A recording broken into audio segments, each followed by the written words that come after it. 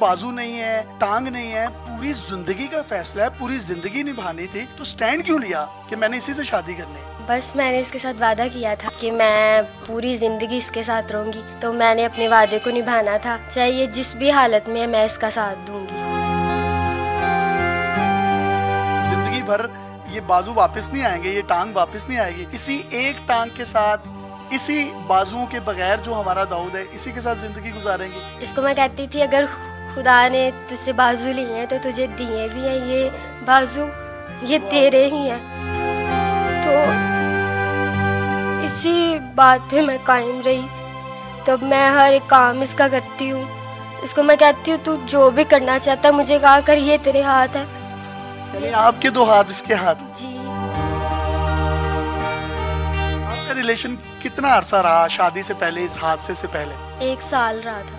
उस साल में आपको कहीं वहमो गुमान में भी था कि इसका एक्सीडेंट हो जाएगा और इसके बाजू और एक टांग काट दी जाएगी? कभी भी सोचा ही नहीं था, ना कभी ऐसा ज़हन में आया। आप तो फैसला अपना बदल भी सकती थी मोहब्बत का, आपने बदला क्यों नहीं? मैंने इसके साथ वादे किए थे कि मैं इसके साथ रहूंगी, पूरी जिंदगी इसके साथ गुजारूंगी।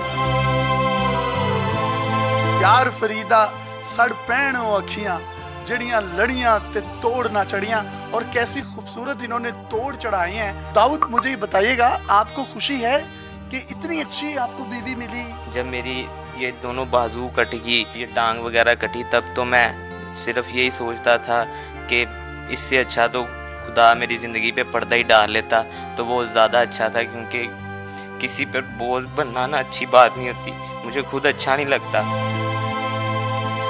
लेकिन फिर ये सना इसने मुझे हिम्मत दी। रो क्यों रहे हो? ये खुशी के आंसू हैं कि इनकी जिंदगी बच गई, या ये मोहब्बत के आंसू हैं? ये क्या है, इसको डिफाइन करेंगे आप? खुश होती हूँ कि खुदावन ने इसको नई जिंदगी दी, ये मेरे साथ है, ये मेरे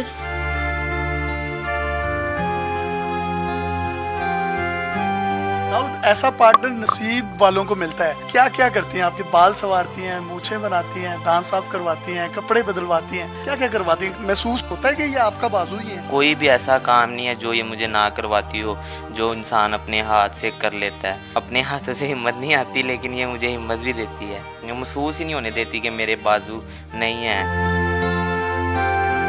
सना, ये सारी जिंदगी अब कोई काम भी नहीं कर सकते, तो किस तरह से आपका गुजर बसर होगा? फाइनेंशियल मामलात किस तरह से चलेंगे? मेरे ख्याल में मोहब्बत में ये चीज़ें मैटर नहीं करती, मैं इसके साथ ऐसे ही हमेशा रहूंगी।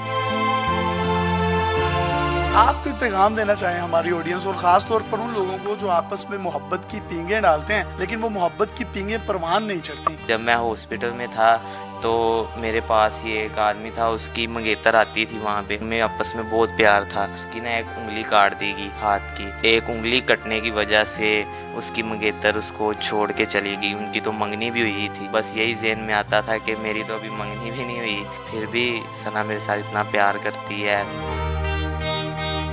लफ्जों के कूजे में समाना चाहें तो कुछ कहेंगे इनकी मोहब्बत के लिए? Sana, I love you and you are my wife and my life. आप कुछ कहना चाहेंगी इन खुशी के आंसुओं के साथ? कोई मोहब्बत को लफ्जों का कोई जामा पहनाना चाहें तो पहना सकती हैं। मैं भी यही कहना चाहती हूँ कि I love you so much Dawood, बस अब इसके साथ ही जीना है मैंने।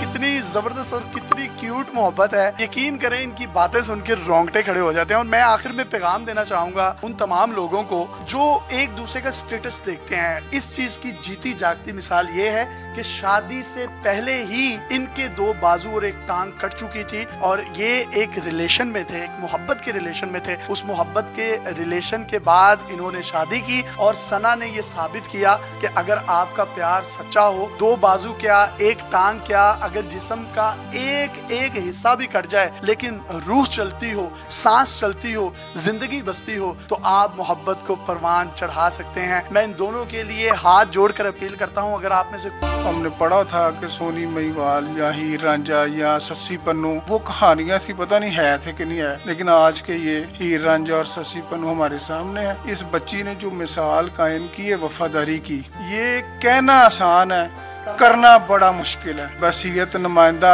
सरदार उस्मान बुज़दार, पंजाब।